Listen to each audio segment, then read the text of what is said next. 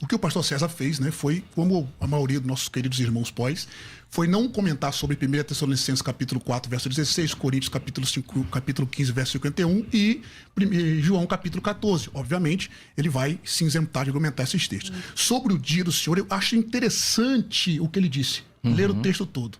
É só voltar lendo o capítulo 4, e nós vamos ver no capítulo 2, verso 19, capítulo 3, verso 13, e no capítulo 4, versos 16 e 17, falando sobre o arrebatamento. O que o pastor César está fazendo uma distinção é que para o dia do Senhor, primeiro que eu provei, que ali como ladrão, o dia do Senhor ali abrange também o arrebatamento. No decorrer da história, a maioria dos pós, para vir como ladrão, o dia do Senhor precisa acontecer o arrebatamento antes. É o texto que está dizendo, né? Sobre Hebreus capítulo 9, verso 28, o pastor César leu, mas ele não leu a expressão aparecerá, que está ali, o verbo que está no tempo futuro de voz média. O tempo de voz média ali, o irmão como professor de grego sabe que a voz média tem 3 aspectos: em si mesmo, de si mesmo e para si mesmo.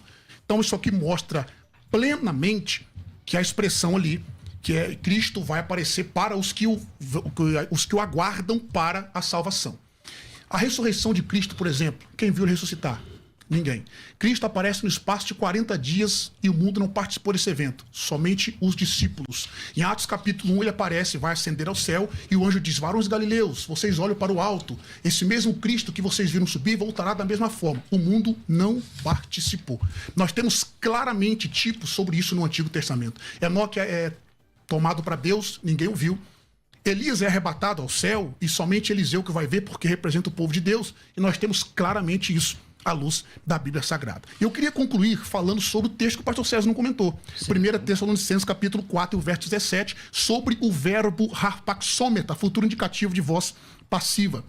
A expressão ali, o termo harpazo, que os irmãos não comentam, tem pelo menos 5 significados semânticos. Primeiro, pegar rapidamente, o próprio termo arrebatamento, e esse termo é a tradução adequada para o termo em Atos capítulo 8, verso 39.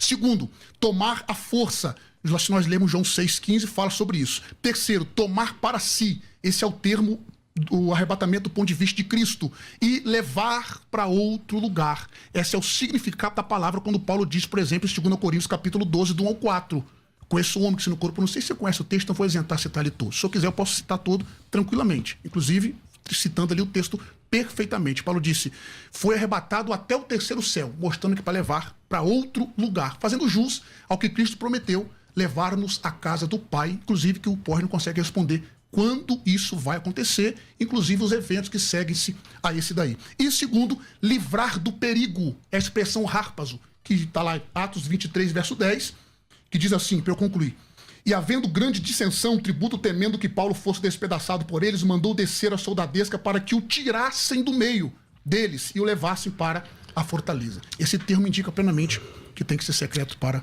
o mundo. Pastor César, a gente tem tempo definido ou é livre agora? Então, pelo que eu entendi, ele passou do tempo, mas eu posso passar? Pode deixar o pastor César à vontade. Vou te dar também 3 minutos e meio. Então vamos lá. Primeiro, eu acho que não foi muito elegante da sua parte dizer que eu corri de 2 textos. Eu estava citando de trás para frente e o meu tempo acabou. É diferente. Então, não, o pastor César não correu aqui de Tessalonicenses 4,16 e de Coríntios capítulo 15. Isso não foi o fato, né? Então, vamos lá, vou tratar esses textos. Isso é um argumento retórico dele para te provocar. Tem tempo agora, pode ficar à vontade. Vou tratar esses textos aqui com muita tranquilidade. Perfeito. Segundo, que eu não entendi por que ele está falando de defendendo o harpazo como sendo um arrebatamento, como uma... Eu creio exatamente assim. Todo pós-tribulacionista acredita no arrebatamento. Seja bem-vindo. Exatamente. Todo pós-tribulacionista crê que haverá o arrebatamento. A nossa discordância é sobre o momento que haverá. Mas que arrebatamento é harpazo, significa tirar de um lugar para o outro. Tá? Eu acho que não precisa gastarmos tempo aqui para falar sobre isso. Os 2 textos que o senhor disse que eu corri, que é o texto de 1 Tessalonicenses 4,16, 15, né, e 16, ele diz exatamente o seguinte, vamos lá. Primeira carta de Paulo aos Tessalonicenses, capítulo 4, eu vou ler no 15 e já vou deixar uma pergunta que eu espero que você responda. Ora, ainda declaramos por palavra do Senhor, isso é, nós os vivos, que ficarmos até a vinda do Senhor, de modo algum precederemos os que dormem.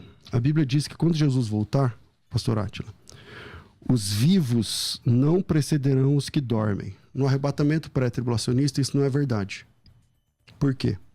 Não é verdade porque se Jesus volta agora, e aí os vivos serão arrebatados, os salvos, os mortos serão ressuscitados, só que na segunda vinda tem mais vivos aqui que vai encontrar o Senhor. E esses, então, os primeiros vivos que subiram, precederam os que dormem.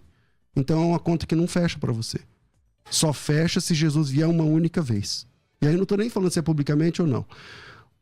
É impossível um pré-tribulacionista entender o capítulo 4, versículo 15 do texto, que o senhor disse que eu não tenho resposta, sabendo que se na história pré-tribulacionista, vivos precedem os que dormem.